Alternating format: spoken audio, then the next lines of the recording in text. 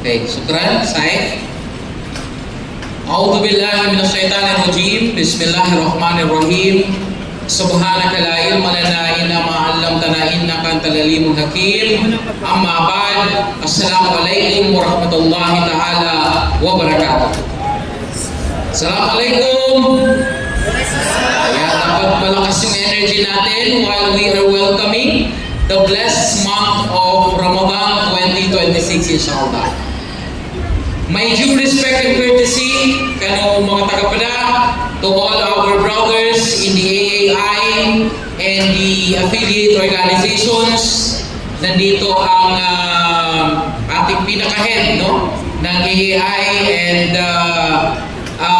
former and the current president, si Ustaz Zamenuddin Samporna and si Attorney Juni Mintimbang, kanulangon ng mga taga-Pinani, to all of the officials of the AAI. On behalf of the commission, let me congratulate you. Congratulations sa napakagandang initiative and for having launched the AAI Islamic City or Islamic Center in Cotabato City, alhamdulillah. Nakaka-proud na isang youth-led at youth-serving organization ay nakaisip ng ganitong initiative. Dito po sa area natin, dito sa mainland, dito sa Central Mindanao, dahil yung mga ganitong klase po na initiative ay ito ang pinakakailangan ng ating mga kabataan sa henerasyon na ito. Amidst all of the noise that is happening in our community, the guidance of Islam is the most needed guidance of all. And that is the purpose why we closely working, the government, the Bangsamoro Youth Commission, with the faith-based organization that are present in our society. Ang AAI po, para sa mga nakakabata naming kapatid, ay hindi po isinilang ngayon lang.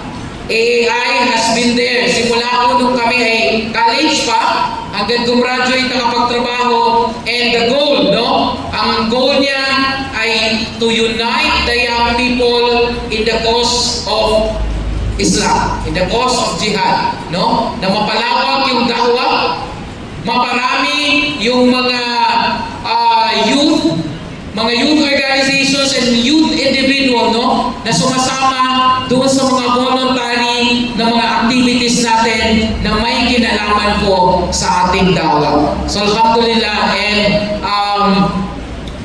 shukran, congratulations sa ating mga officers sa AAI. We would like to acknowledge the Secretary General and also a member of the Bangsamoro Parliament, Dr. Muhammad Nazir Ebil. Alhamdulillah, isa sa ating kaka, and also ang kanyang delegation, sila Kaka Montanier, Ustaz Montanier is also joining us. Kasama po yung delegation na kay Atol Ulama.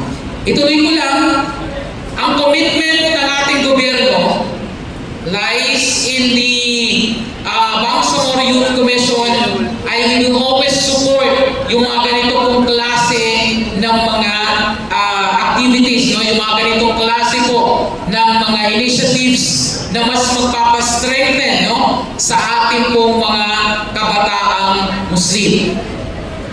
We would like also to acknowledge our councilor para sa lahat, City Councilor Faiz Esna, ang ating kakaay. Alhamdulillah. Ayan, sino pang i-acknowledge natin? Ako na mag-MC Dahil ako sa ganitong gawain. Okay.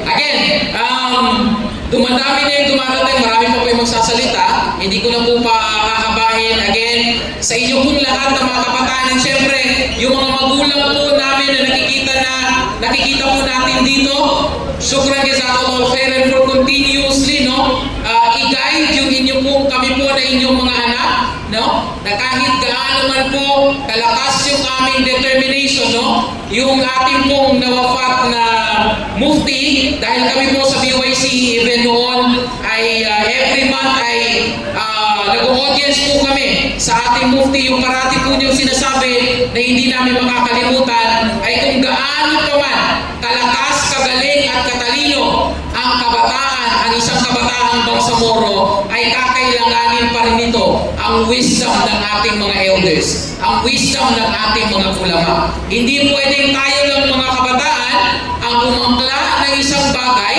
no, na gagawin natin na walang kahintulot o hindi tayo makakakuha ng guidance sa ating mga ulama, sa ating mga elders, dahil yon ang kanilang role sa atin ay maiwasan na tayo ay magkamali sa mga bagay na gusto nating gawin. At yan po yung pinaka-importante na kinakailangan tignan natin. Gaano man tayo kagaling, ka-active sa mga organization natin, ay hindi mawawala yung pangangailangan na dapat may wisdom yung ating mga ulama na kasama natin. In this case, wala tayong problema because ang AAI ay built with strong advisors of religious scholars, no? Nakapagtapos at nakapag-aral ng ating mahal na relihiyon.